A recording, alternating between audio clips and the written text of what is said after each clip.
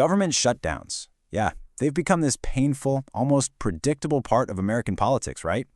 But what if? What if we could actually fix them? Today we're going to dive into a pretty amazing blueprint for doing just that, pulled from a thought experiment that brought together some of the sharpest minds in the country, from all across the political map. So, let's get into their plan. And let's be really clear about what's at stake here. I think former Secretary of State Condoleezza Rice just nails it with this quote. A shutdown isn't just about politicians fighting. Nope. It's like a giant flashing red light on the dashboard of our democracy, warning us about a really deep crisis of national trust. Okay, so if the problem is that serious, what's the actual plan to fix it? The source material we're looking at today imagines this incredible summit of leaders to answer that very question, and we're going to walk through their blueprint, step by step, to see what a real solution could actually look like. So the first part of this blueprint really gets to the core of the problem. You've got leaders from Condoleezza Rice to Hakeem Jeffries all saying the same thing. The system is on red alert because the basics, trust and empathy, have just vanished. It's a human problem, before it's even a political one. And that leads us right to the first big area for solutions. Before you can even think about changing the rules of the game, you've got to look at the players. We're talking about the people, the culture, and the totally broken incentives that keep driving this cycle of dysfunction. Now, what's so powerful about this slide is how it just lays the whole problem bare. You've got Senators Lisa Murkowski and Joe Manchin arguing that governing has basically been replaced by performance art. It's not about finding solutions behind closed doors anymore. It's all about scoring points for social media, where, let's be honest, outrage gets way more clicks than actual results. And this quote from Senator Manchin, it just perfectly captures the tragedy of all that political theater. The constant fighting, it isn't just a show, it has huge consequences. It's literally damaging the very foundation of the country that everybody, no matter their party, is supposed to be protecting. You just don't burn down the house.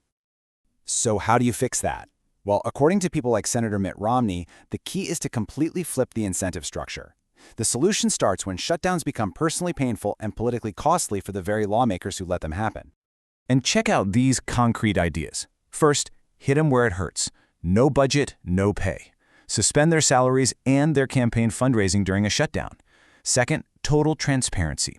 An idea from folks like former Senator Ben Sasse, public scorecards. And third, you force accountability.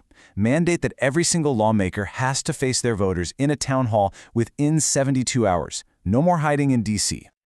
Okay, so once you've addressed the human side of things, you can start fixing the machine itself. And that brings us to the next part of this blueprint, actually reforming the rules of government to hardwire the system against failure. The fundamental flaw, something that experts like former Speaker Paul Ryan have pointed out, is that our whole budget process seems like it was designed for conflict. It creates these insane, high-stakes deadlines that just encourage political chicken instead of rewarding responsible on-time agreements. Now this brings us to a really key proposal, pushed by Maya McGuinness from the Committee for a Responsible Federal Budget. It's called an automatic continuing resolution. Just think of it like a safety switch. If Congress drops the ball, the government doesn't shut down. It just keeps running at, say, 99% of the last budget. And with that one change, boom, the shutdown is no longer a political weapon. The other big structural fix is all about having a vision. These constant budget fights keep everyone obsessed with the short term. To deal with the big stuff, like infrastructure, national security, the economy, the blueprint calls for a group that can actually plan for the next few decades, not just the next election cycle. And this chart shows you exactly how they do it.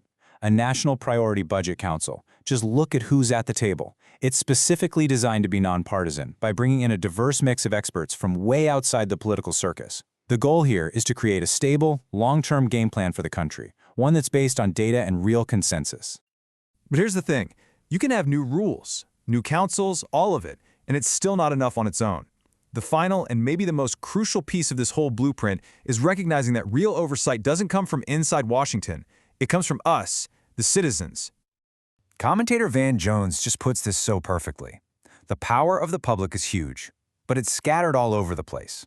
The challenge isn't creating power, we already have it. It's about coordinating it, turning those 1,000 little flashlights into one powerful, focused beam that demands action. So how in the world do you do that in the 21st century? Well, tech leaders like Elon Musk and Andrew Yang imagine tools like this, a civic dashboard.